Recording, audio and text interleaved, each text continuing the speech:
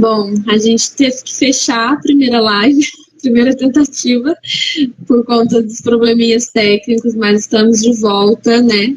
E a galera do Quilombo estava se apresentando e apresentando a proposta, como que nasce o Quilombo Vale Resiste, né? A Luz tinha falado, e aí, Renato, você poderia falar como que é para você, estava contextualizando, né? Como é que é viver essa experiência?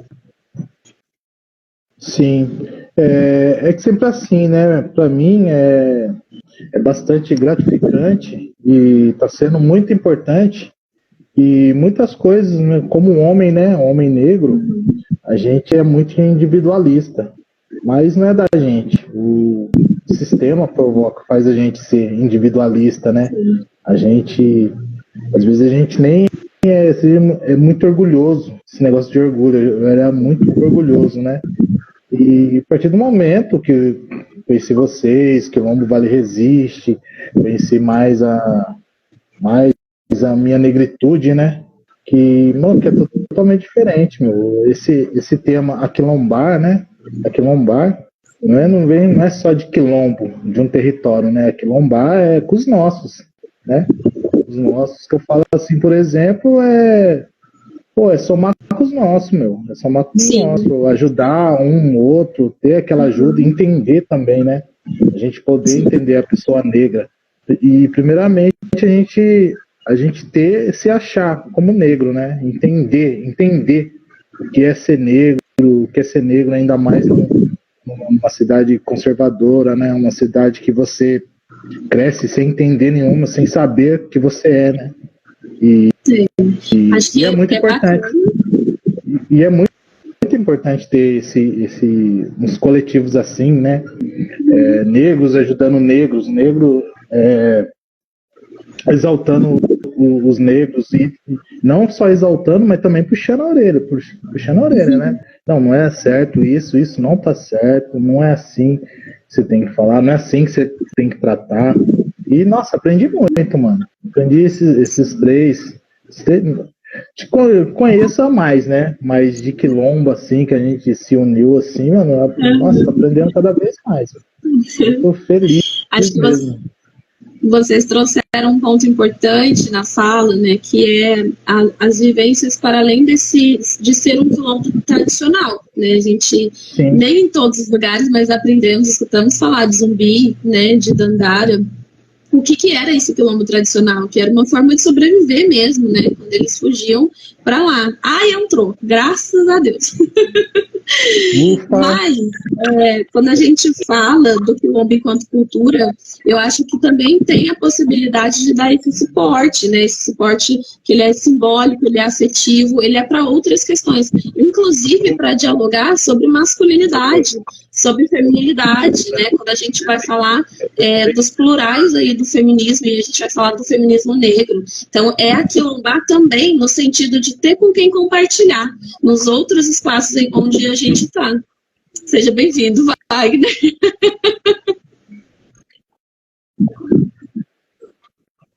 Meu Deus, gente, vocês estão conseguindo me ouvir bem? Tá sem câmera? Olha, eu peço desculpa. Então, eu tô te vendo. Vocês não estão me vendo? Eu tô te vendo. Ah, perfeito. Não, eu tive que acessar aqui pelo meu celular, pelo meu é por isso, então. Só dá para fazer, acho que pelo celular mesmo. Eu peço desculpa por... eu não sabia disso. Olha para vocês verem como eu sou. Mas que bom que deu certo, né? Tecnologicamente ignorante. Wagner, a galera estava se apresentaram também a proposta do Quilombo, né? E a gente está aqui nesse momento para dizer da nossa aproximação com esse tema. Eu gostaria que vocês se apresentassem, falassem um pouquinho aí do seu contato com o Quilombo.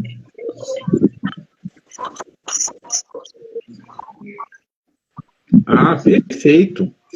Olha, eu me chamo Wagner, atualmente eu estou aqui em São Paulo, mas eu milito junto ao movimento negro há no mínimo aí uns 17 anos. Né?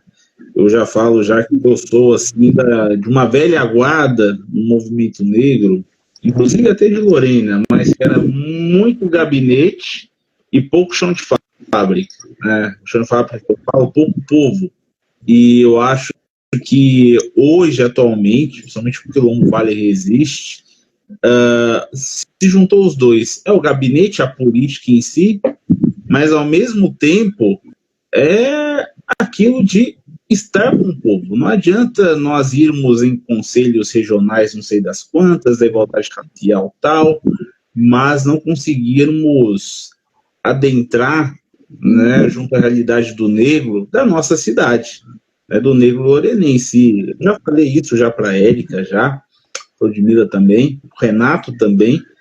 O coletivo Quilombo Vale Resiste, ele literalmente, na minha concepção, ele uniu os dois, a política com a base. Lorena, sempre faltou muita base para o movimento negro, e o Quilombo Vale Resiste trouxe isso, e isso é o aquilombar, né? Se a gente for pegar o aquilombar ali como o Abdias de Nascimento coloca, é o negro tendo consciência da tua realidade, e a partir disso formar um corpo político de resistência. É isso que é o quilombar, é isso que é o aquilombar, e o Quilombo Vale Resiste é isso. E é interessante a Érica falar como você se interessou pela temática. Em 2012, eu percorri junto com a Secretaria de Saúde aqui do Estado, e isso por conta própria, tá, gente? Os quilombos do Vale do Ribeira. Na época, quem era secretária de Saúde era Ana Volosco, né?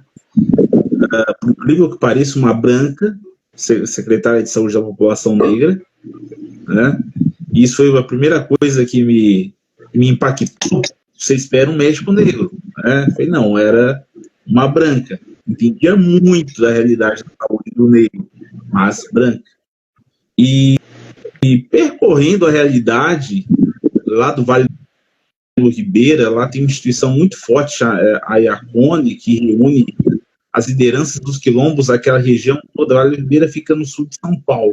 Foi quando eu falei, nossa, eu quero estudar essa temática, eu quero estudar esse fenômeno social que não surgiu de ontem para hoje e muito menos acabou, que muitas vezes, eu sempre falo quando vem o discurso do Quilombo de Palmares, que é importante, é relevante, mas ao mesmo tempo há de tomar cuidado de como esse discurso, que muitas vezes parece que o fenômeno do Quilombo acabou. Não existe mais. Não existe o Palmares, né? Palmares acabou e morreu, e o Quilombo ficou só como um fenômeno histórico. E não, ele continua existindo na zona rural e na zona urbana. E nesses meus corres e percorres, eu vi que na área do direito tinha pouca gente que estudava esse fenômeno, né? Aliás, ainda hoje, poucas pessoas estudam. E eu fiz minha dissertação de mestrado estudando a realidade das comunidades remanescentes de quilombo do litoral norte de São Paulo, mais especificamente Ubatuba. Aqui, para cá, para o Quilombo Vale Resiste, eu acho importante falar desse movimento, porque o quilombo, o termo quilombo, ele surge, há várias teses sobre o surgimento do termo, mas em tese, a majoritária, ela surgiu na África Central e, na verdade, eram fortalezas, eram grupos militares formados pelos guerreiros, né, das tribos da África Central, que engloba Zaire, engloba a República Democrática do Congo hoje, e os portugueses tiveram muita dificuldade na colonização daquela região, principalmente Angola, e quando veio o regime escravocrata, e começaram as primeiras fugas e resistências dos escravizados, Portugal acaba trazendo o fenômeno quilombo para o Brasil. No Brasil nunca existiu quilombo, originalmente, né? Quilombo é um fenômeno proveniente da África. Os portugueses trouxeram para cá porque quilombo era uma reunião, né, de guerreiros, né, que defendiam determinadas tribos na região da África. E aqui, esse termo positivo de quilombo, como algo semelhante a um povo de guerreiros, né, ele acabou aqui no Brasil passando de uma significação positiva para uma ressignificação de um termo pejorativo. Quilombo significou o quê? No período escravocrata, imperial, principalmente. Um reduto de escravizados foragidos. Eram negros. Devemos lembrar que negros, no período imperial, escravocrata, não eram pessoas, eram coisas para o direito civil. Para a polícia, eram comparados como pessoas. Agora, no direito civil, aquisição de propriedade, direito a voto, isso, né, o negro, na verdade, não tinha nem palavra, porque era tido como objeto. E o quilombo se constituiu no quê? Quando veio para o Brasil pela primeira vez, né, numa legislação brasileira, considerado como, olha, negros são, quilombo é um conjunto de negros escravizados, foragidos, cujo, né, dono, né, tem o direito de não só o Estado e o próprio dono, né, desses escravizados, de não só ter, né, essa propriedade de volta, porque digo novamente, um objeto à época, né, mas de exterminar o próprio quilombo. O Estado ele delegava, né, para os latifundiários à época, para quem os latifundiários pagavam, e aí estão os bandeirantes, né, que nós somos paulistas, o povo de São Paulo sempre fala, né, bandeirantes, os bandeirantes, tem palácio bandeirantes, foram matadores, né, de negros e negras. Se deve a extensão territorial a eles, mas no âmbito do tratamento para com o negro, eles foram exterminadores. O quilombo passou por esse termo criminoso no período imperial. O quilombo era algo criminoso na época do Império, né? A partir do momento que um grupo de negros que fugiam da fazenda se reuniam isoladamente, eles eram tidos como um quilombo e que deveria ser exterminado, porque aquilo era uma atitude também criminosa. Muito que bem. Acabou a República, acabou o Império. Nós sabemos muito bem que acabou, um ano depois do fim da abolição, acabou o Império, a República. A República, em 1889, ela literalmente pintou toda essa história, né, essa história da nossa ancestralidade. O quilombo ficou como se fosse algo remetido ao passado. O que acontece? Acabou a escravidão, os escravizados saíram das fazendas. Alguns foram para cidades, como São Paulo, aqui, por exemplo, né? Mas outros continuaram, em sua maioria, nas zonas rurais, e tendo um modo de vida próprio, com propriedade coletiva, muitos ainda vivendo a partir da cultura da roça, tendo algo em comum no âmbito da ancestralidade, que é a ancestralidade negra, mas a origem do quilombo, ela não é uma origem que remete só à questão de escravizados foragidos no período do Império, não. Muitos quilombos se formaram após a República, porque negros saíram, a população negra saiu da fazenda, ela teve de alguma forma que sobreviver, foi quando se formou esse campesinato negro, que na Constituição de 88 chamamos de comunidades remanescentes de quilombo. Hoje, comunidades remanescentes de quilombo, ela tem ancestralidade, ou seja, há de ter ascendência, né? E aí foi uma briga de quatro... Oi? É legal falar que nos quilombos eles abrigavam pessoas indígenas também, né? Sim.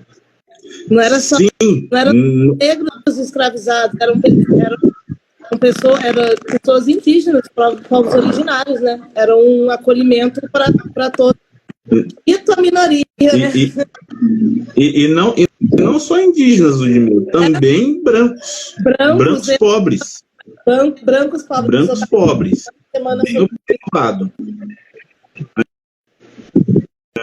Bem observado. Que muitas vezes, a Ludmila tocou num assunto interessante, que muitas vezes se acha que dentro de um quilombo tinha pessoas negras oriundas do latifúndio, né, escravizadas do latifúndio, e fugiam de lá, assumadas por essa parcela de negros escravizados. Só que, ao mesmo tempo, ela acolhia quem era contra essa economia de monocultura, né, que até hoje no Brasil o agronegócio está aí para isso. Vivemos ainda uma monocultura de exportação, e o quilombo ele acabou virando não só uma resistência do negro, mas uma resistência contra essa economia monocultural de exportação, de você produzir, de você plantar um insumo só, cana-de-açúcar ou café, exportar e fazer da mão de obra barata ou gratuita, no caso a escravidão, que era mão de obra gratuita, como mão de obra, e o quilombo acabou sendo não só uma resistência do negro, mas uma resistência também contra o sistema econômico da época, que imperava no Brasil. Acho que é só não mais Oi? Só vou te cortar um pouquinho, Wagner. Eu acho que é bacana a gente sempre pontuar, quando a gente está falando principalmente da questão da população negra, né, que é preciso, quando a gente está falando de espaços, ainda que quilombo, que falamos de pessoas negras e falamos também da existência de pessoas brancas, é preciso que haja uma consciência e criticidade para saber o lugar que cada um vai ser colocado, né? Porque a gente sabe sim que tem uma diferença, como hoje, por exemplo, quando a gente vai falar de colorismo. Então a gente tem aí a questão do colorismo das pessoas negras, mas a gente sempre sabe também que existe o termo do colorismo branco, que é essa galera, o branco que está na periferia, o branco que está às margens, principalmente porque quando a gente vai falar de quilombo ou quando a gente vai falar de outros aspectos da história, a gente sabe que quem são lembrados são os personagens brancos, e a gente tem um embranquecimento da história, a gente esquece de quem foi liderança, que foi fato enquanto pessoas negras, porque quem são destacados são as pessoas brancas. Então acho que é muito bacana você e a Luz trazer, mas a gente sempre precisa pontuar em que lugares essas pessoas são colocadas. Dentro dos quilombos, na verdade, essas pessoas, sejam indígenas, sejam os brancos, né, na verdade, eles não tinham posição de liderança dentro dos quilombos. Aliás, uma temática muito atual, e aqui não vou polemizar, tá? Isso é algo academicamente discutido. Se havia escravidão dentro dos quilombos. Se você for pensar ao pé da letra em pesquisa, sim, tinha. Mas uma escravidão que não se remetia à escravidão referente associada à monocultura, né, de expropriação do café, da cana-de-açúcar. Era uma escravidão, era mais uma espécie de servidão que isso é proveniente de uma cultura africana, né, e que os negros que fugiam, né, das fazendas, eles iriam viver a realidade que eles viviam na África. E dentro dessa realidade, sim, algumas comunidades tinham o Instituto da Escravidão, mas mais associado à questão da servidão, né? É importante colocar isso. Eu considero duas coisas que eu não gosto em análise de história: anacronismo e essencialismo, né? E o anacronismo é o quê? É você analisar com a cabeça do século XXI, né, algo do século XVII. Você tem que bater na tecla, lógico, mas se passaram no mínimo 4 séculos. Essencialismo é o quê? É você achar, ao mesmo tempo, que todo fenômeno da comunidade negra é todo uniforme, homogêneo. e não é. Inclusive os próprios quilombos. Aliás, a maior dificuldade encontrada por um tempo dentro das comunidades quilombolas era que esses quilombolas se reconhecessem como negros. Aliás, na minha pesquisa eu vi muito isso. Tem muito quilombola que se reconhece como quilombola, mas ainda tem essa dificuldade de se reconhecer como negro. Porque esse termo quilombo, comunidades permanecentes de quilombo...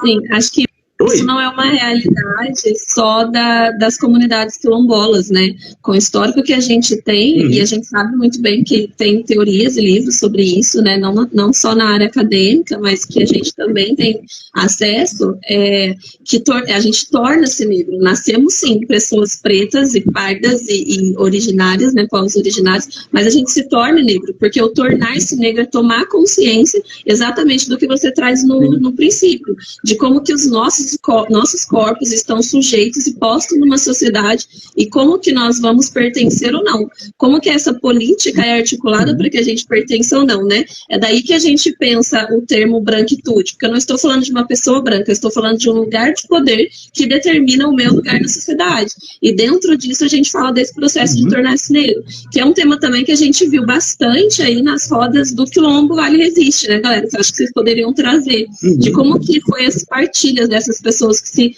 compreenderam negras a partir das ações do Quilombo Vale Resiste.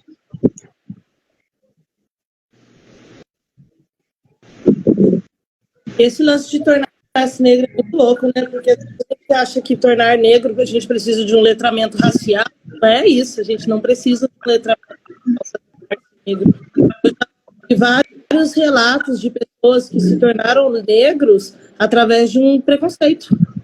Depois que entrou na faculdade, que não se viu parte, e a pessoa se tornou negro dessa forma, de uma forma cruel, né? No meu ponto de vista, é uma forma cruel. Porque você ter essa consciência, falando por mim, assim, eu tenho uma consciência de que eu sou preta, eu sou negra, meu cabelo é crespo, nariz é largo, minha boca é carnuda e tal. Eu sempre tive essa consciência, mas você ser uma pessoa... Meus pés tá meio que bagunçando, estou olhando para ali toda hora. Mas você ter essa racialização é tornar-se negro. Você se racializar. Não é só você saber que você é preto, eu sou negra, não. Mas você se racializar e você saber o seu lugar, aonde você está, saber sobre a diversidade, isso também é tornar-se negro.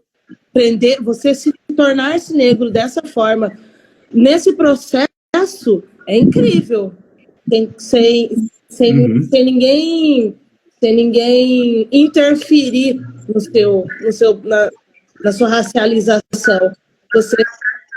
Quando você se depara com o preconceito, quando você se depara com a rejeição, é muito cruel. E você lidar com essa sua negritude, a partir disso, é onde o quilombo urbano, o Quilombo Vale Resiste, exatamente para isso, para acolher essa pessoa, mudar a estrutura mesmo, do que é tornar-se negro dessa forma tão... eu acho que cruel nem seria também a palavra assim, tão certa, né? Tão invasivo, né? Você se tornar negro de uma forma tão invasiva. Invasiva, sabe?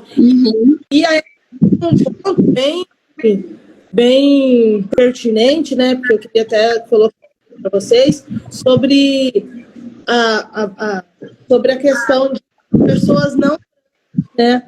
Pessoas não negras, pessoas brancas de periferias, que agora eu ouço muito falar do termo não branco. Isso. Tal pessoa é preta, tal pessoa é branca, ela é não branca.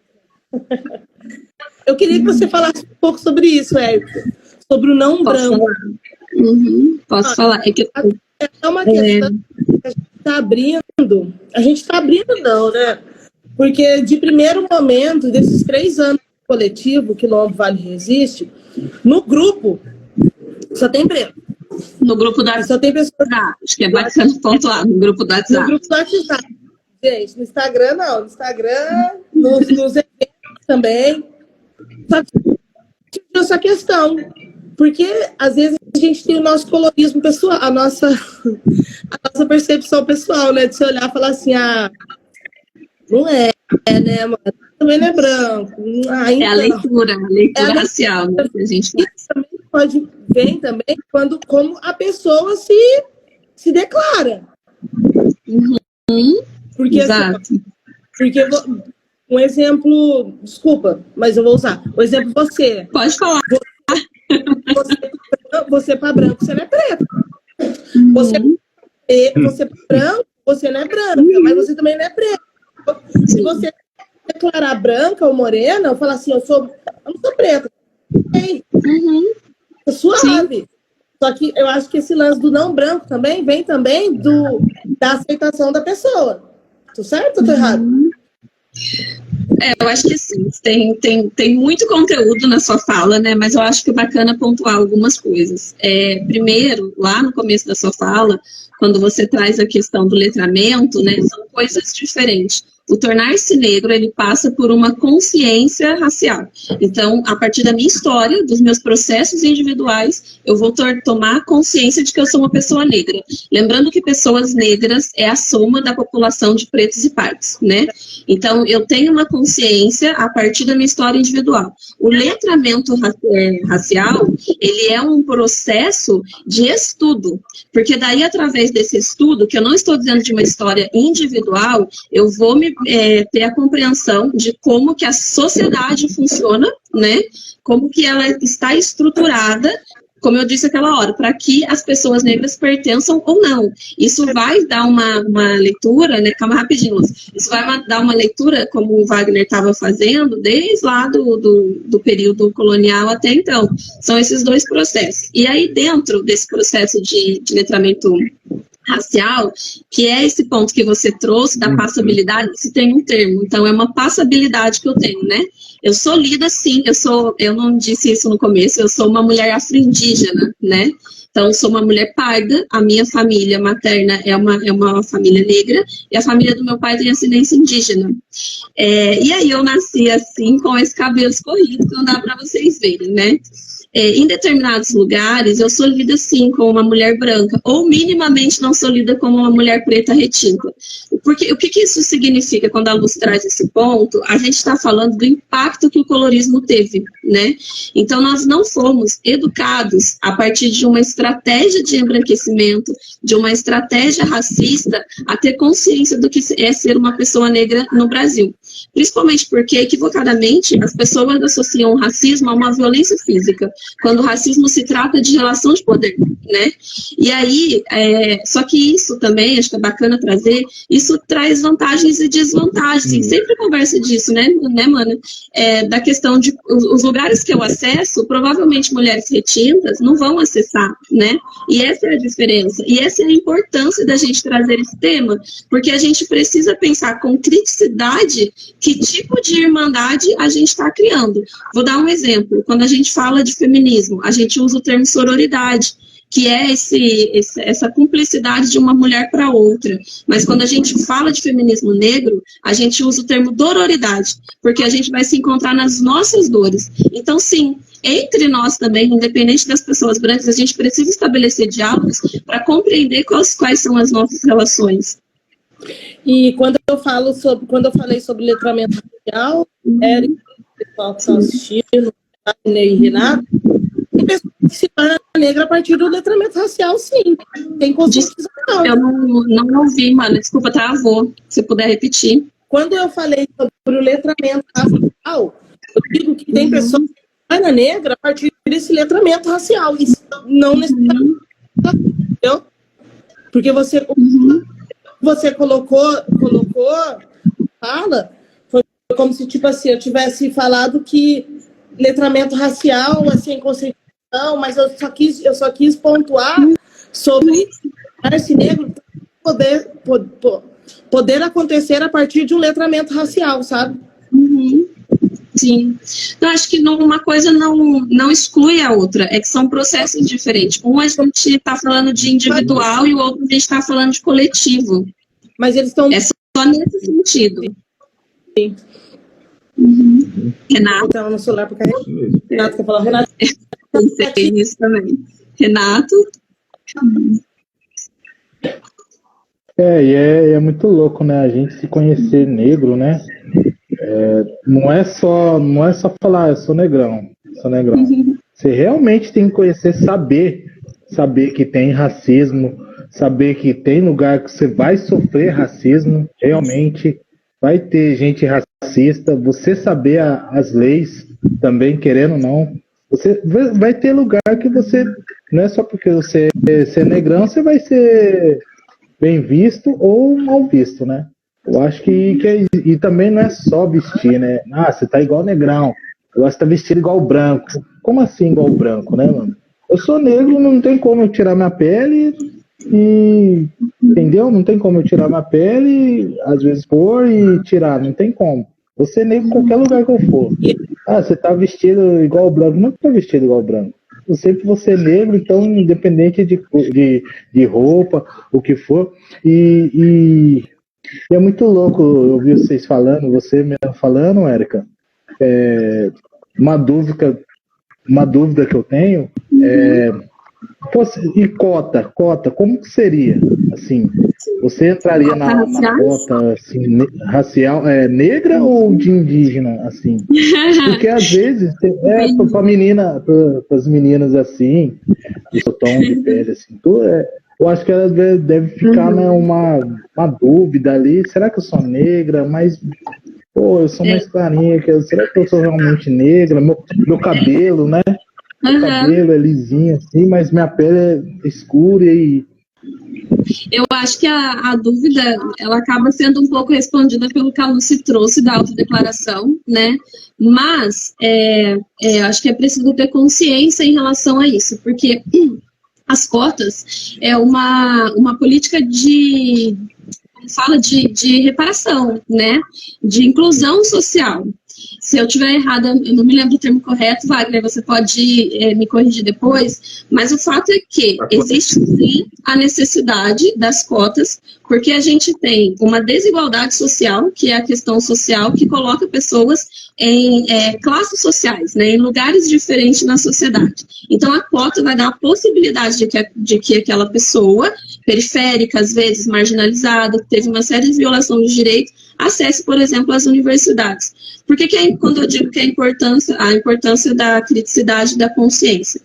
Quando a gente pensa na autodeclaração, que não dá para obrigar ninguém, porque o termo já diz autodeclaração, eu preciso saber qual que é o impacto do meu posicionamento. Então, eu, Érica, sabendo as condições que eu tenho e os lugares que eu acesso, eu não vou me declarar como nas cotas lá, né, como uma pessoa preta. Eu vou me declarar como uma pessoa parda, porque eu sei que pessoas como eu têm mais acesso a políticas públicas e às suas execuções do que pessoas retintas. E não, eu não posso me declarar como uma pessoa indígena, porque tem uma certificação específica para pessoas que nascem, né, se eu não me engano, chama... registro de nascimento de pessoa indígena, alguma coisa assim. E essas pessoas, elas vão certificar que de fato nasceram, porque por mais que eu tenha aparência e eu tenha história, eu não tenho as dores, eu não tenho a vivência, né? Eu tenho ascendência, minha família lá em determinado momento foi, mas eu não sou. Da mesma forma que eu não vou saber falar sobre as dores de uma mulher retinta aqui, eu preciso ter essa consciência. A gente acabou de passar por um censo do IBGE. Se eu declaro que eu sou uma mulher negra, eu estou violando os dados, eu não estou contribuindo com a população. Então, essa é a clareza que a gente precisa ter. Não, o que a Érica colocou, eu reforço aqui, inclusive, aliás, dentro dos coletivos. O problema hoje do Brasil que eu vejo, né, é qual? No Brasil negro que eu falo, é o fenômeno do pardo. Né? Não, e a Érica, ela trouxe uma resposta aqui, e primeiro, parte da autoconscientização, e aí vem essa questão da consciência racial. Qual é o teu lugar? A Érica levantou muito bem essa questão. Qual é o teu lugar na estrutura de poder? Porque racismo, né, eu sempre falo, racismo é sinônimo de estrutura poder. Na verdade, ele surgiu para manter o status quo, né? Qual é o seu grau de passagem? Eu sempre falo. Você pensando nisso, vivendo tua própria história, você vai saber se você é um negro ou um pardo, ou um branco. Mas quando o assunto são relações étnicas raciais aqui no Brasil, eu sempre falo que o Brasil ele tem uma visão sudestina do que é ser negro, né? Do que é ser pardo.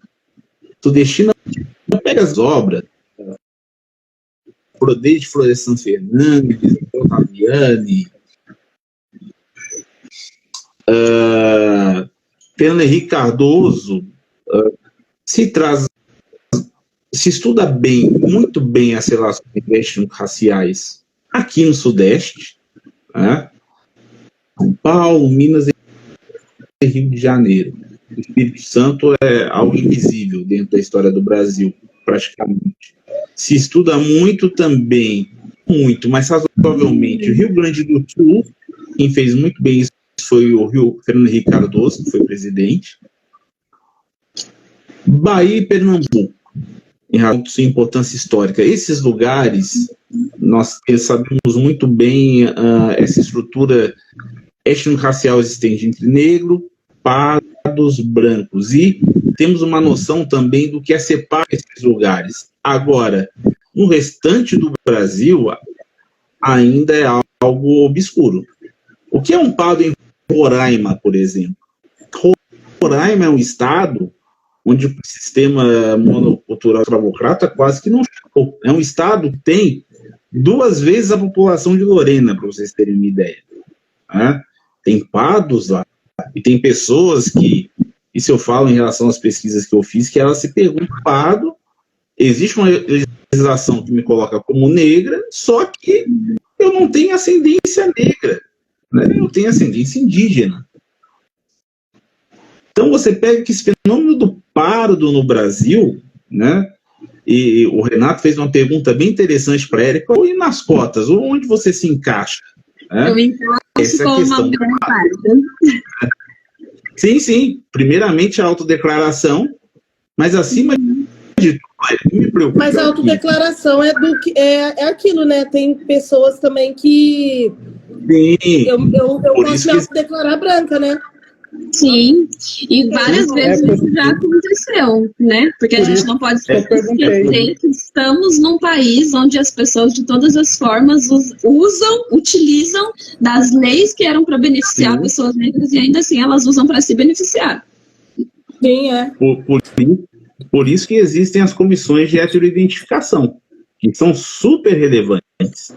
Como que funciona isso, Wagner? Eu não sabia que existia isso. Eu também não. Sim. O que acontece? Uma pessoa ela se identifica como negra na autoidentificação e aí obrigatoriamente, né? Hoje, isso graças ao esforço do movimento negro, né?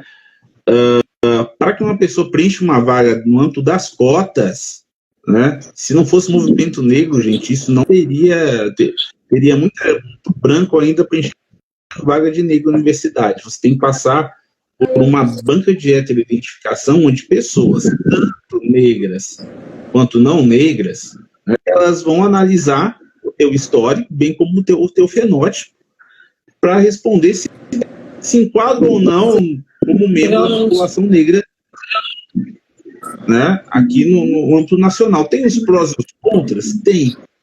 Mas isso é... Quais os critérios? Porque recentemente teve uma juíza, uma estudante, que passou num concurso, que se declarou negra, só que, tipo, ela é tipo, muito branca, que tem um branco e tem muito branco. Ela é muito branca, e um jornalista que denunciou, e o vídeo dele viralizou, porque, tipo, ela passou num concurso que ela ia ganhar, tipo, 30 mil reais. Nesse caso, não teve esse júri de... Queria até perguntar, você falou que é uma comissão. Essa comissão, ela é composta por pessoas negras? Provavelmente não, né, amiga? Vale a pergunta, né? Às vezes o óbvio não precisa ser. Negras e não negras.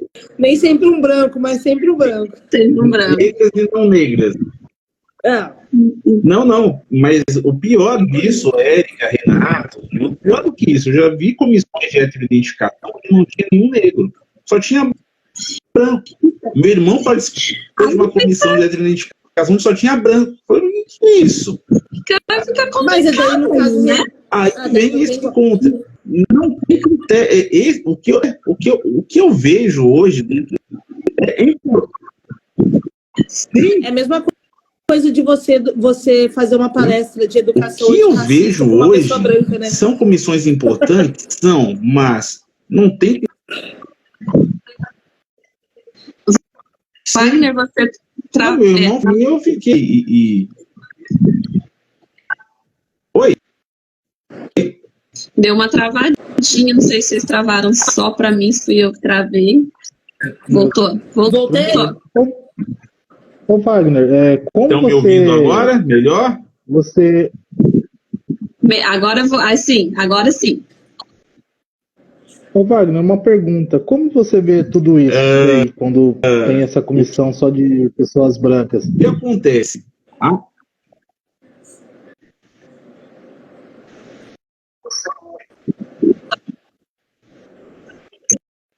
Acho que travou o Wagner agora. Travou. A gente está com um delay.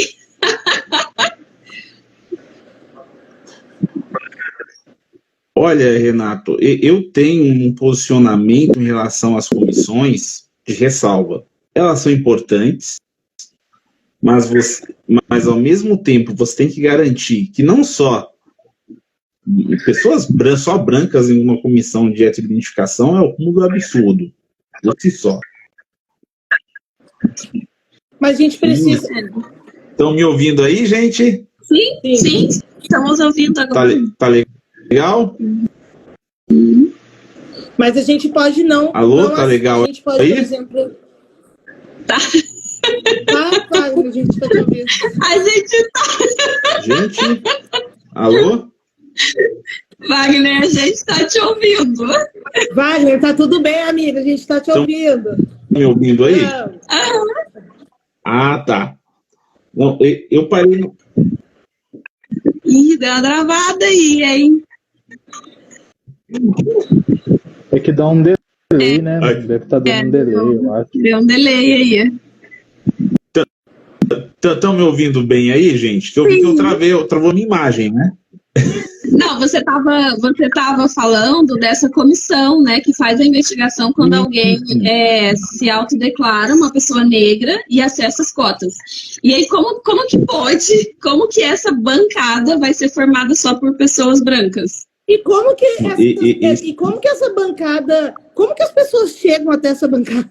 Eu entendi isso também. Como uma pessoa chega até uma bancada dessa, uma pessoa não negra chega numa bancada para poder julgar o coleguinha, julgar não, né? Mas para poder, me falta palavras, para poder... Não, mas esse é um problema, né? Eu acho que as comissões, elas são necessárias por quê? Porque tem muita gente que burla, né? O concurso Meceno Branca e se inscreve nas cotas. Na banca você vai ver realmente se a pessoa é negra ou não. Então, você tem essa banca, só que duas coisas. Essa banca não pode ser formada no todo, nem por brancos, nem todos só por negros. Tem que ser uma formação mista. Não, e eu vou explicar por quê. Por quê? Né? Até mesmo para você dar... vou dar um exemplo. Um cargo público, né? Você vai estar ocupando e você não vai só julgar questões diferentes a pessoas, se você for, por exemplo, magistrado, né, pessoas negras, você vai julgar coisas de pessoas brancas também, questões indígenas. Então, até mesmo uma forma de você representar também uma realidade nacional, né, você tem que ter negros mas também pessoas que não sejam negras, mas que entendam teoricamente étnico-raciais. Quem faz parte da comissão tem que entender relações étnico-raciais no Brasil. Concordo. O que acontece Então, hoje... Isso é uma vulnerabilidade, porque a gente sabe que não entende, né? A gente sabe que não há uma educação para isso, nós não temos uma construção social para isso. Se nós já temos que lidar com a realidade... Eu perdi. Não, eu estava dizendo que a gente não tem nenhuma educação e a construção social que nós temos, ela não contribui para essa consciência de uma pessoa branca. Nós acabamos de falar, o Renato trouxe o ponto de que já é difícil para algumas pessoas negras se perceberem negras. Imagina dentro dessa relação de poder, não são as pessoas brancas também, não são todas, né? É o que você falou, Lúcia, nem todo branco, mas sempre um branco, não são todas que vão ter essa criticidade, né? As pessoas mal sabem os termos de usar com a gente. E quando usa, por exemplo, o termo negra, usa com medo, porque não tem essa educação. E aí é difícil pensar que quem acessa, as pessoas que violam a questão da cota, e mesmo sendo branca se declaram negra, vão ser julgados por outro branco. Acho que isso é uma vulnerabilidade dessa bancada. Você não concorda, então, ter branco nessa bancada? Não, não é que eu não concorde, não foi isso que eu disse. O Wagner trouxe que é importante ter. Eu concordo que seja importante ter, concordo que desde que sejam pessoas com uma criticidade e uma educação antirracista. O meu ponto é que quem tem a educação antirracista, né? Onde está essa pessoa antirracista? Quem são essas pessoas julgando essas leis? Essas pessoas... Onde eles estão? Quem são eles? Exatamente. Eu acho, então, ao meu ver, é incoerente. É incoerente, porque a gente vai ter uma política pensada para a inclusão social que, novamente, está sendo violada, como historicamente muitas coisas foram, muitas leis foram, né? E, mais uma vez, quem sai beneficiado é a branquitude. Esse é o meu ponto. E a Érica tem total razão, porque hoje você percebe que quem está nessas comissões, eu vejo muita gente séria, mas tem gente, e eu falo assim, não só brancos, em sua maioria são brancos, mas negros também, que não tem conhecimento nenhum, mas nenhum, sobre relações raciais, mas nenhum. Mas e ali, seria... querendo ou não, você acaba... Oi? Mas qual seria o conhecimento de uma pessoa, de uma... O Wagner hoje está inimigo da tecnologia. O Wagner está no 3G, acho que o Wagner está na internet de escada. Lembra daqueles modem? Então, Nossa, anos 90, Ludmilla. A Luciana fez uma anos pergunta. 90. Olha para você ver aí, Érica. Luciana Tenório dos Santos fez uma pergunta, mas eu não entendi a pergunta dela. Eu vi. Eu estava esperando o Wagner concluir para ler para ele. Perdi até a minha pergunta. Wagner? Voltei. Não, o mínimo que uma pessoa tem que ter para formar essas comissões, ela tem a noção do quê? Que o Brasil não são os Estados Unidos. O que eu vejo hoje é que você pega muita gente dentro do movimento, hoje não mais, que agora com a academia, onde eu falei para uma pessoa que eu falo assim, que teria plena condição para cumprir uma modificação, é a Érica, por exemplo. Que a Érica, ela conhece da temática. E muito bem. Mas você tem pessoas que aplicam uma realidade real norte-americana que não é a nossa, e eu falo assim, acabam aplicando a lombrosidade do bem. Lombroso, para quem não sabe, foi um pseudo-cientista italiano que ele colocava que a partir da medida dos crânios ele conseguiria analisar quem tinha maiores graus de psicopatia, de doenças mentais, periculosidade. Não precisa falar de um italiano europeu, né, para quem dos pseudo-estudos dele, que ele colocou como as pessoas mais perigosas, os negros. Eu chamo esse termo de lombrosidade do bem, por quê? Essas pessoas vêm com uma visão essencialista, por exemplo, achando que o negro Brasil é só um negro retinto, e vem um pardo e é reprovado na banca. Eu vou dar um exemplo concreto. Eu tenho um amigo aqui em São Paulo, uma das pessoas que mais conhecem relações étnico-raciais e direito no Brasil, tranquilamente. Ele passou no concurso e foi designado pela banca de heteroidentificação. A banca reprovou ele. Eu falei, como a banca te reprovou? Eu estou vendo qualquer um que você. Ele ficou mal, deprimido. Porque era a bandeira dele. Pessoas que foram analisar a cor de pele dele, né? Ele falou, não, você não é negro. Mas, como você não é negro? Olha, você é pardo. Olha o seu nariz. Nossa, a gente está vendo que você é pardo. Chegou o recurso para a banca considerou que não, né? Você não é, você não se enquadra nas cotas por uma questão de que você é demasiadamente claro. Correu com mandado de segurança no Tribunal de Justiça e ganhou. Ele continuou o concurso, magistratura, juiz.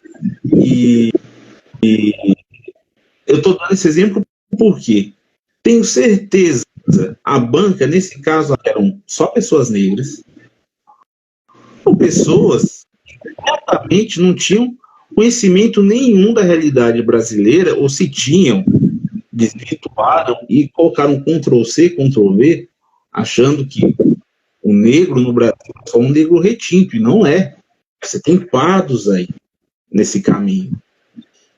E da mesma forma que você pega essa ignorância, e a ignorância que eu falo é falta de conhecimento por parte de quem é branco e faz parte da comissão de identificação. Você tem negros também que vêm de uma visão essencialista do que é ser negro, achando que negro é tão somente ser um negro retinto, e que você desconsidera toda a realidade racial no Brasil. Uma pessoa dessa, por exemplo, a Érica, indo numa banca de identificação, é capaz de ter gente para brigar, para falar, não vou considerá-la. Olha o cabelo liso dela.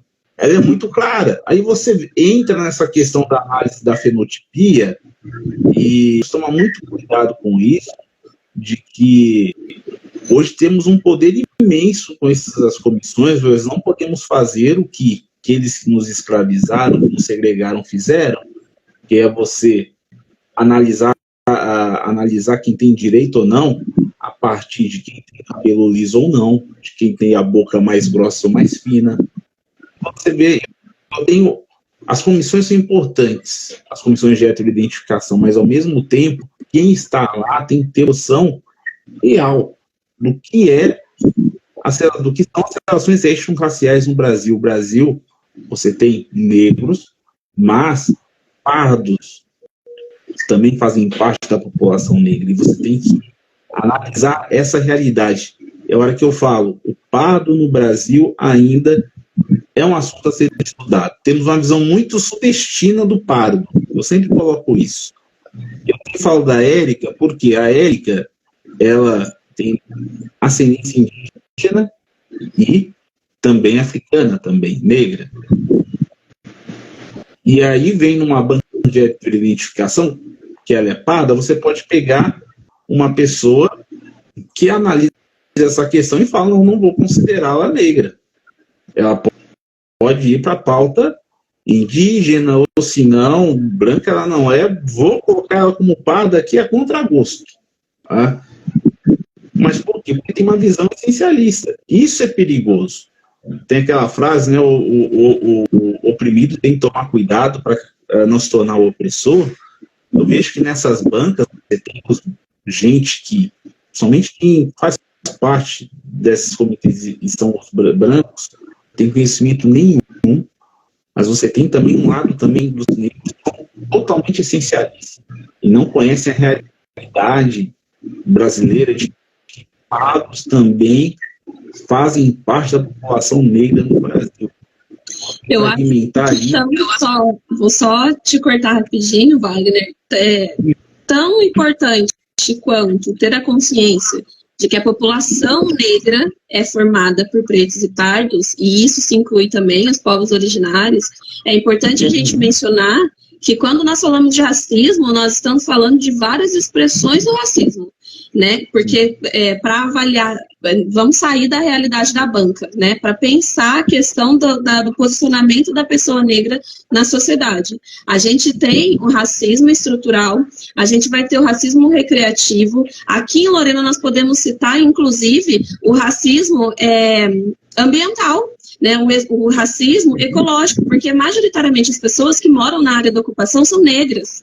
As pessoas que estão aí à margem são negras. Então, a gente precisa compreender que o racismo, mais uma vez, a gente não está falando só de uma questão de violência física, nós estamos falando de relações de poder. E, portanto, ele tem diversas expressões. E se eu faço uma leitura rasa e superficial de que aquela pessoa é parda, né, e ela não vive as expressões do racismo pelo fenótipo que ela tem, eu estou equivocado. Porque ela está, sim, imersa em diversas vulnerabilidades estruturais que são consequências das diversas expressões do racismo.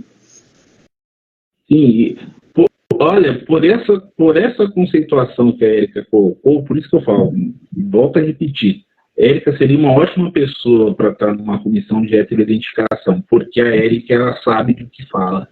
A Érica vida ter sido colocado na berlinda, que as pessoas me deslegitimando de ser uma mulher negra, né? Então eu tive que aprender a me defender na raça, e através da psicologia eu tive meu letramento racial para saber me posicionar dessa forma, o que a gente sabe que não é uma educação acessível. A Madalena, gente, passando aqui, não é uma educação acessível para muitas pessoas.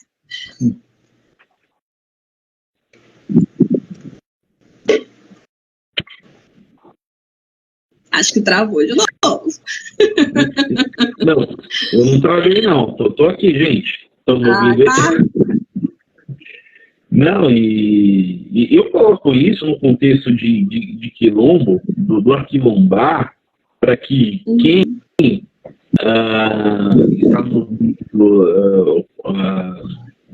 está da quilombagem, eu gosto muito da medida do nascimento, né? Tem críticas, mas gosto muito. Tô lendo ele é foda. Muito bom. O quilombismo, né? Ele é referência, né? E ele traz muito de uma visão, inclusive eu sou do direito, né? Poucas pessoas utilizam ele no âmbito do direito. Eu acho que ele é a melhor pessoa para explicar abdias as obras dele, porque tem leis no Brasil hoje, e tem lei pra caramba, legitimando, considerando especificamente direitos especificamente à população negra. Nós temos o Estatuto de Igualdade Racial, mas por quê? Mesmo tendo legislação, isso não funciona, de fato não é efetivo. E eu acho que o quilombo urbano, por isso que eu falo, quando eu comecei, aquele contexto histórico de quilombo lá na África hoje atualmente, o quilombo ele é um termo que voltou, vamos colocar assim, de 88 para cá principalmente, mas também com os movimentos urbanos negros começaram ali nos anos, já tinha, mas nos anos 70 e 80, a partir das obras do próprio Abdias, colocaram essa concepção do quilombo como um lugar de pertencimento à população negra, de resistência, né? É importante também nós considerarmos dentro dessa realidade, né, de quilombo urbano, esse contexto de formação étnico-racial no Brasil. Porque, como a Érica falou, quem... Então, alô? Me ouvindo? Sim. E como a Érica... Eu ia fazer um comentário, mas depois eu faço. Não, fica à vontade. Opa! Daqui a pouco a gente vai caminhando para o final, gente. Já estamos aqui há quase uma hora e meia. De que essa essa denominação quilombo, ela é muito ampla, né? Tipo, a gente tem vários outros coletivos de pessoas pretas que não são denominados quilombo, não tem um nome de quilombo, mas eles são um quilombo, né? Sim. E quando a gente fala quilombo, é um todo, né? É um movimento preto, é o coletivo a Baobá de Guará, é a Baomi lá de São José dos Campos, né? É o coletivo Anastácia das meninas. É que quando esse nome quilombo, ele pode expandir para várias outras nomenclaturas, né? Sim, e quando eu falo quilombo aqui, é nessa concepção mesmo. Quilombo não é só a denominação quilombo, vale resiste, não. Quilombo é pessoas negras que têm consciência da sua posição racial na hierarquia de poder, que se reúnem e que são resistência contra esse próprio sistema. Serve disso. Né? E esse movimento, né, eu falo assim, aqui em São Paulo isso já é muito vivo. Até por ser uma metrópole, o movimento negro aqui são pessoas que têm 40 anos de militância. Agora, no interior... Nossa, meu sonho. Não, mas eu posso ser sincero para vocês estão construindo algo, como Vale existe, vocês estão construindo algo que eu jamais achei que eu ia ver no interior. Nossa, Wagner, agora eu vou falar assim para você, é tão difícil manter, eu acho que uma palavra que ainda não foi usada aqui nessa live, manter a resistência aqui no Vale, é assim, é quase uma utopia, sabe? E tipo, nós estamos vivos, né? Graças a vocês, né? Graças a nossa luta diária e tal, mas é muito difícil. Quando a gente fez o Quilombo, a gente fundou o Quilombo, né? Eu comecei a estudar bastante sobre coletivos, pesquisar, ver Instagram. Eu vi esse pessoal que tem coletivo, que tem 20 anos de coletivo, de movimento preto, de coletivo. Eu fiquei assim, gente, que resistência! Que resistência! Que coisa linda! Que é muito difícil. E a gente fala também, a Érica com o Renato, né? Eles estão muito dentro do Quilombo, muito assim dentro, e eles sabem que eu estou falando. A questão é uma dificuldade até em relação a público, tipo, de você fazer uma roda de conversa num tema assim, fantástico, e a comissão, isso agora a gente dá para falar assim abertamente. É um pouco desanimador, porque daí parece que a nossa luta está sendo em vão.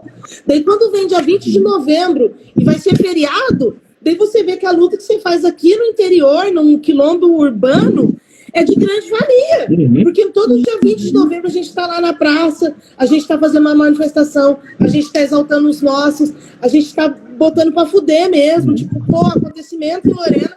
E a gente vê que dia 20 de novembro virou feriado, a gente vê que a luta também é nossa. E aquela roda de conversa que nós fizemos lá atrás com 2 pessoas foi válido, mano. Porque a gente tá lutando sim, velho. É muito louco isso, cara. É muito. Eu fico emocionada, né? E a gente tem que. É emocionante. A gente tem que entender também que a mentalidade do negro interiorano é diferente também, né, de uma cidade grande, né? Então, a gente tem que pensar em estratégias, né, que seja voltado para o nosso público do interior aqui, né? Sim. Por isso que a gente bate cabeça de lá, de cá, o que a gente pode fazer para chamar, tal. Chamar atenção. Porque é difícil mesmo, é outra mentalidade, é outro pensamento, né? A pessoa é mais vergonhosa, entendeu? Até de se assumir mesmo, às vezes tem vontade de ir lá, vontade de conhecer, mas a própria família também, né, Pretão? Oi? Há controvérsias, né? Tipo, a gente vê essas pessoas tímidas, né? Essas pessoas retraídas, Mas quando a gente faz um afrofeira, assim, por exemplo, Sim. e a gente fica perto dos convidados, Wagner, não sei se você já veio alguma afrofeira nossa, e a gente fica perto das pessoas que vieram na nossa afrofeira, e a pessoa vira e fala assim para você, eu nunca fui em um lugar onde tivesse pessoas majoritariamente pretas. Eu estou no meu lugar.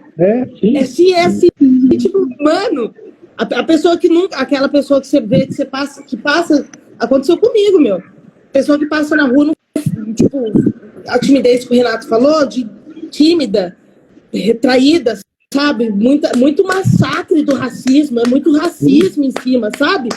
E a pessoa tá ali resistindo assim. Daí quando ela vê um movimento preto, ela se abre, ela se enche de felicidade e fala assim, que legal ter isso aqui na cidade de Lorena, né? Eu acho que é importante, na fala que vocês trazem, né, quando a gente fala da questão da timidez, que não é só uma questão de timidez, mas sim desses traumas, né, das várias violações, de várias exposições à questão de racismo. Mas eu acho que é bacana pontuar também que esse caminho, né, do despertar-se, de compreender-se, de ter uma consciência de que você é uma pessoa negra, ela é individual. Porque quando a gente entra em coletivos, a gente parece que tem um rebaixamento de consciência, e aí a gente espera que todo mundo tome consciência daquele mesmo objetivo junto com a gente. Não é isso. O tornar-se negro, cada um vai ter seu tempo. Até porque ter que lidar com os gatilhos, com a dor que é saber o porquê você é perseguido, o porquê você é parado, por que você não pode ficar na Praça Central de Lorena, isso é um processo doloroso. E eu não posso cobrar que alguém tenha esse despertar ao mesmo tempo que eu. Cada um vai apresentar uma condição e uma estrutura emocional para lidar com isso. Então a gente precisa sempre ter a visão de acolher quem chega, mas não julgar quem não chegou ainda, porque em algum momento essa pessoa pode chegar. E se essa pessoa não chegou, a gente falhou. Porque a gente não deu espaço suficiente para ela se sentir acolhida, né? E quando eu digo a gente falhou, não estou dizendo coletivo, não. Eu estou dizendo enquanto população negra também de acolher. Porque se a gente não consegue dialogar com os nossos, a gente não vai dialogar com quem está fora.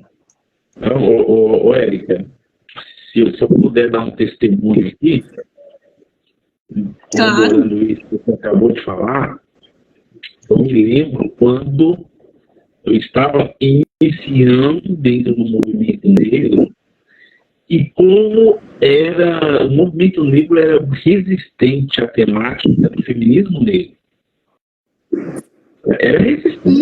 Em 2005, 2006, quem eram os principais nomes, salvadas exceções, eram homens, as mulheres tentando ganhar o espaço, né, as mulheres negras, e já trazendo essa visão de Lélia Gonzalez, onde que, eu sempre falo, a precursora para mim do feminismo negro, não só em lugar de fala, né, mas é uma brasileira, né, Lélia Gonzalez, e perseverando junto ao movimento para falar, olha, nós somos negras, nós somos mulheres, temos uma história distinta, né, do homem negro. Temos uma opressão a mais aí que nós sermos mulheres.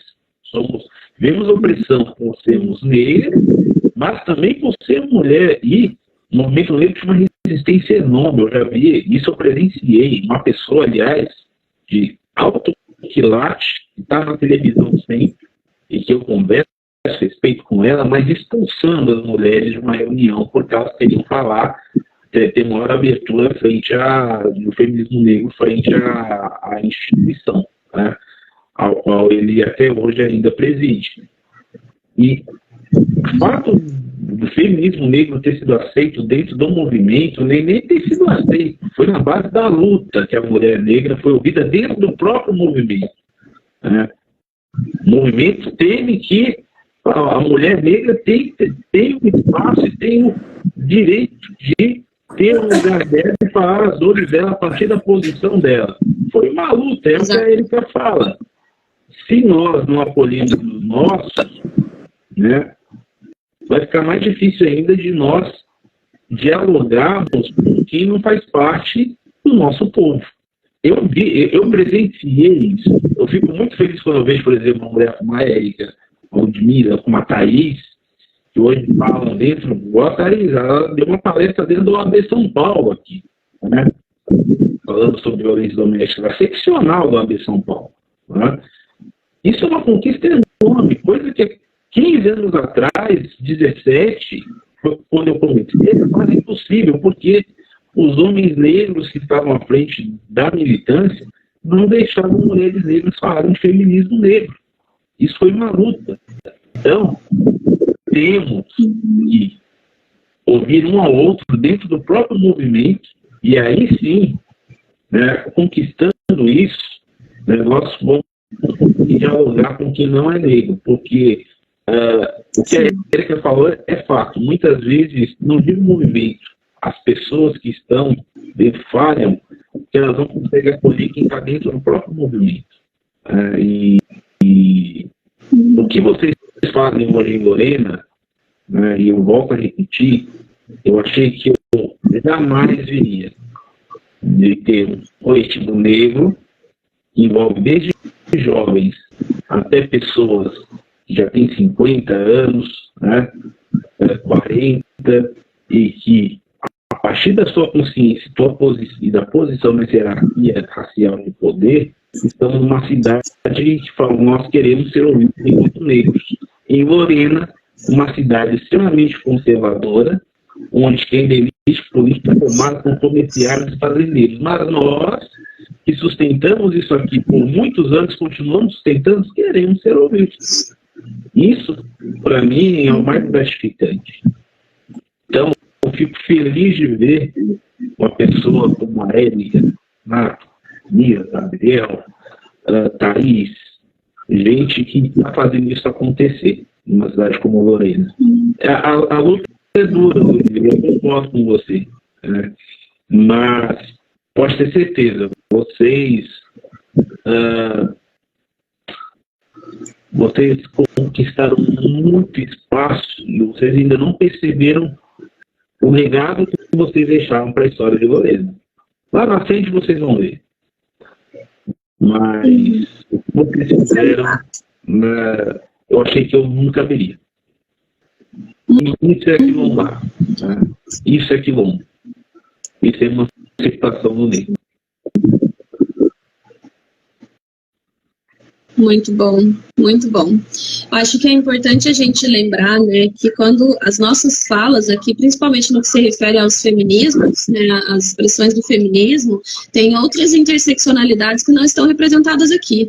A gente pode falar sobre o feminismo, a Lúcia poderia falar sobre o feminismo negro, né, de mulheres retintas, mas a gente ainda teria para falar das mulheres negras trans e assim por diante, né? Então é sempre importante a gente lembrar que as nossas falas falam em nome de muitas, mas não falam em nome de todas, e precisa ser contemplado.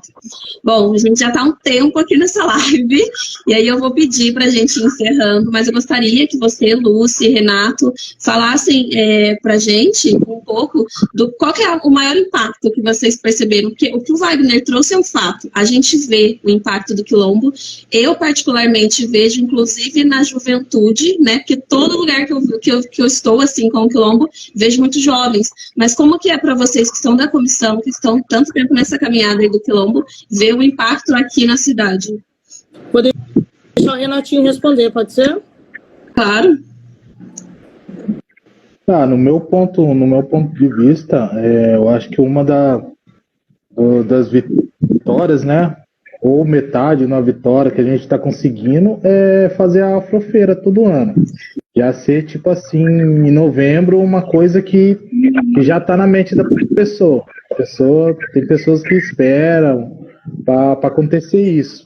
E também que a gente está sendo visto, entendeu? Muita gente chamando, pessoal tirando dúvidas, tudo, e melhor de tudo é conscientização. Mano, eu sou uma outra pessoa, velho.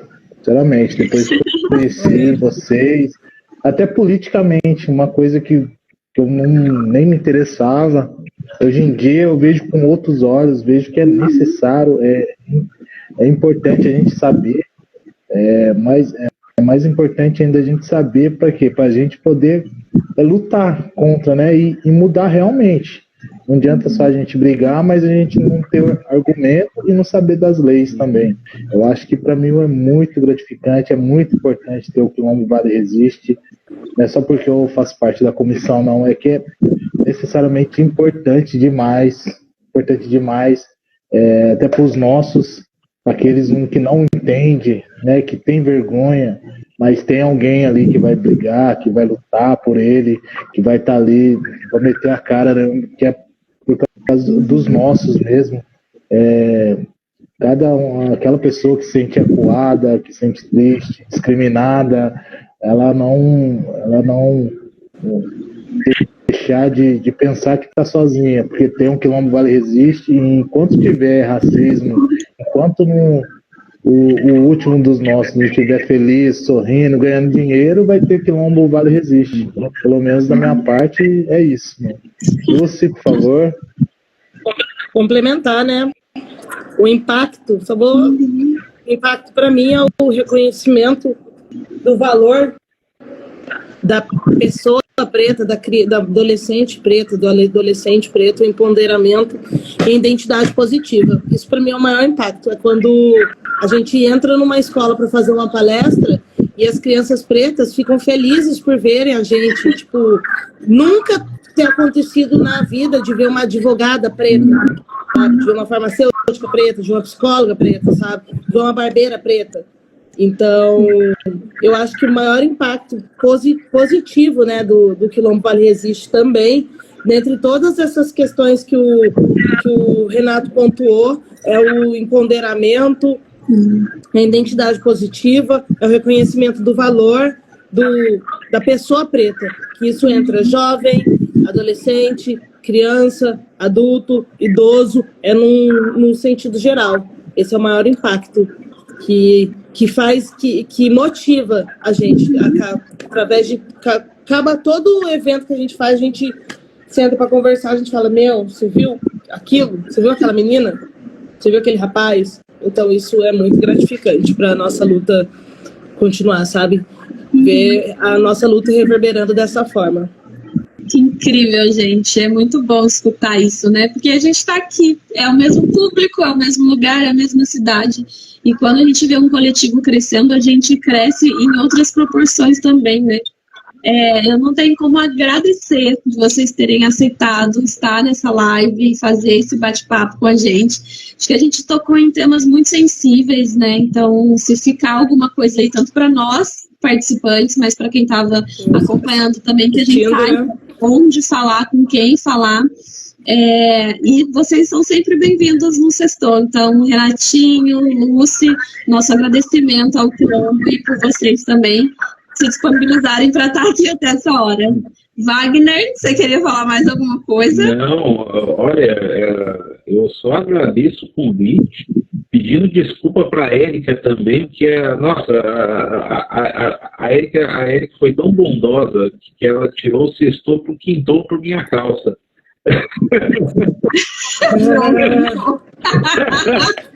Eu agradeço o convite. Nossa, espero ter feito jus aí, ter uma conversa boa entre amigos, pessoas que eu admiro muito. Ele é uma pessoa que fala assim, eu tenho saudade das nossas conversas pós-expediente no escritório. Né?